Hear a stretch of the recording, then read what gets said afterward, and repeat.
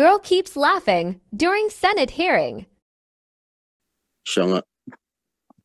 Yes. Good morning, SP Madam Pro Tem. Chair, and to our Reply Actually- forthcoming from the Office of the Speaker. Yes, Well, Comsec. There's a reply, if I may read. Short interjection. Yes, kailan mo na-receive yung tangka sa buhay mo? in contempt of the Senate for testifying falsely and evasively, coordinate with any court ordering your detention, pero re-respetuhin mo ang Senado. Saan Tulad ka nyo na, sumakay? Saan ka andyan na yung sumakay? papel. Saan ka sumakay, Alice? Sa yate? Miss Alice, saan ka sumakay at anong naging rota mo? Sen, Inyo na parang ngipin. opo, pero Write it Sen, on the page. Madam Chair, sana naman itong mga Sulat mo na. Huwag mo na kami turuan. Tsaka yung pangalan ng yate, kung alam mo kung ano yung pangalan ng yate. Dahil sa pagkakaintindi ko, lahat ng mga yate, may mga pangalan yan.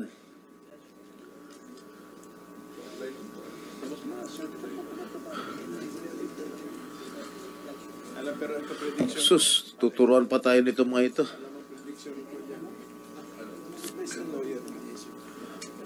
Madam Ana, parang kung kailan ninotaryohan yung of the next judicial. Po natin, as we speak, 2:20 p.m. Iisa na lang po ang natitirang warrant of arrest na valid.